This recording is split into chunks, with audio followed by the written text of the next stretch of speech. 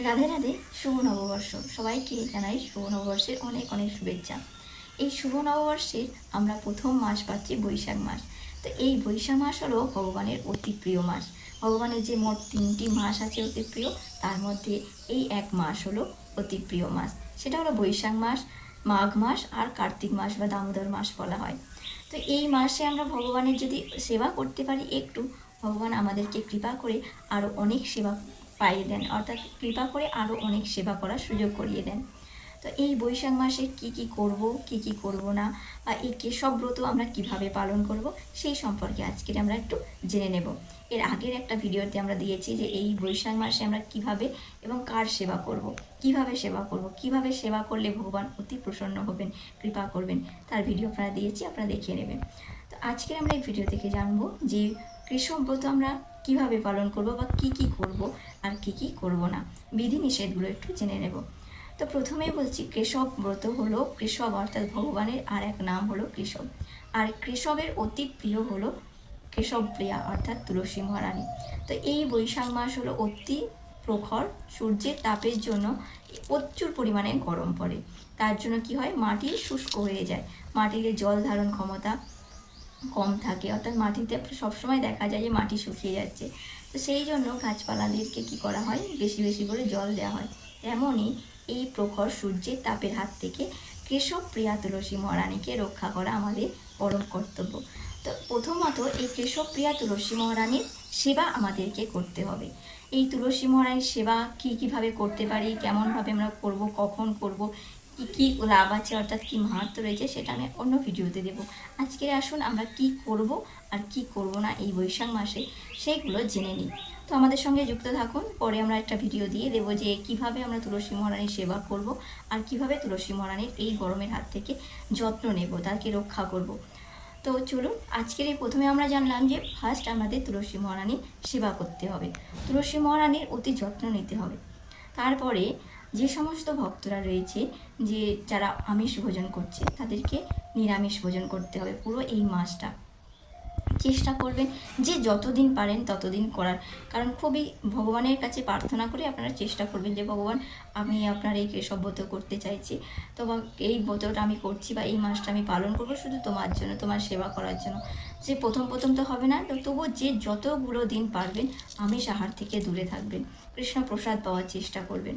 ঠিক আমরা যেভাবে দামোদর ব্রত পালন করেছিলাম, সেই একই নিয়মকানুনভাবে আমরা এই কেশব ব্রত অর্থাৎ বৈশাখ মাসে সারা বৈশাখ মাসটা আমরা পালন করব। তাই 2 নম্বর বলা হলো যে আমিষ আহার থেকে দূরে থাকা, 3 নম্বর কৃষ্ণ প্রসাদ গ্রহণ করা, 4 নম্বর আমরা ভগবানকে ভগবানের চরণ তলে আমরা তুলসী পত্র, তুলসী মঞ্জরি দিয়ে, চন্দন দিয়ে আমরা ভগবানের চরণে অর্পণ করব। 4 নম্বর, 5 নম্বর এবার ভগবানের আমরা কি করতে পারি, তুলসী মহারানীর কাষ্ঠ দিয়ে বা তুলসী মহারানীর কাষ্ঠ না ছাড়াও যদি কাষ্ঠ না পাওয়া যায়, কাষ্ঠ প্রদীপ, তাহলে এমনি মাটির প্রদীপ দিয়ে বা ঘৃত প্রদীপ দিয়ে ভগবানকে একটা করে হলেও যেন আমরা আরতি দিতে পারি। ঠিক দামোদর ব্রততে আমরা যেভাবে দীপদান করেছিলাম, সেইভাবেই এই কেশব ব্রততে আমরা ভগবানকে একটি করে প্রদীপ দান করতে পারি বা আরতি দান করতে পারি। তার সাথে সাথে তুলসী দিয়ে ভগবানের চন্দন, তুলসী নিয়ে চরণে কমলে দিতে পারি, সুগন্ধি পুষ্প দিতে পারি। তো সকলেই কিন্তু এই জিনিসগুলো করতে পারবেন, সকলে একটু চেষ্টা করলেই করতে পারবেন। আর সবসময় ভগবানের কাছে প্রার্থনা এবং পূর্ণ বিশ্বাস নিয়ে ভগবানের কাছে আপনারা এই ব্রত সমর্পণ করতে পারেন যে হে ভগবান, আমি তোমার সেবা করতে চাইছি, আমাকে তুমি সেবা করার সুযোগ করে দাও। তাহলে ভগবান তো কৃপাময়, তিনি অবশ্যই কৃপা করে আপনাকে সেবা পাওয়ার সুযোগ করে দেবেন। তো তারপরে এই যে আমরা এইভাবে করব। আর কি কি করব না, কি কি করব না হলো যে আমরা আমিষ আহার একদম গ্রহণ করব না। আমরা সবসময় পরচর্চা, পরনিন্দা, জল্পনা কল্পনায় কুকথা কাউকে বলবো না, কাউকে উদ্বেগ দেওয়ার চেষ্টা করব না। সবসময় মাথায় রাখতে হবে আমরা ভগবানের নাম কীর্তন পাঠ করব। আমরা প্রতিদিন কি করতে পারি, প্রতিদিন আমরা যে কোনো ভগবানের যে কোনো একটি গ্রন্থ, সেটা ভাগবত হতে পারে বা শ্রীমদ্ ভাগবত গীতা হতে পারে, চৈতন্য চরিতামৃত হতে পারে, আর যাদের বাড়িতে গ্রন্থ নেই তারা অবশ্যই চেষ্টা করবেন আশপাশ থেকে আপনারা একটি করে অন্তত গীতা বাড়িতে রাখবেন।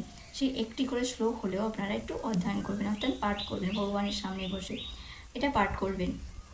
তাহলে কী হবে, একটু একটু করে করতে করতে করতে করতে একদিন ভগবান ঠিক কৃপা করে আমাদেরকে আরও অনেক সেবা করার সুযোগ করে দেবে।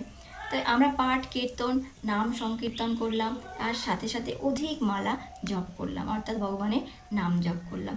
নাম জপ যে শুধুমাত্র আমাদেরকে সংখ্যামালা ধরে বসে থাকলে সেটা হবে না, আমাদের 24টা ঘন্টা, অর্থাৎ 24 ঘন্টা যতক্ষণ ঘুমাচ্ছি ততক্ষণ তো হয় না, তখনই হবে যখন 24 ঘন্টা সারাদিন যদি আমরা ভগবানের নাম করতে থাকি, অর্থাৎ কাজ করছি মুখে নাম করছি, এই অভ্যাসটা যদি আমাদের থাকে তাহলেই কিন্তু একসময় দেখা যাবে ঘুমে আমরা যদি স্বপ্ন দেখি সেই স্বপ্নের মধ্যেও আমরা নাম করছি।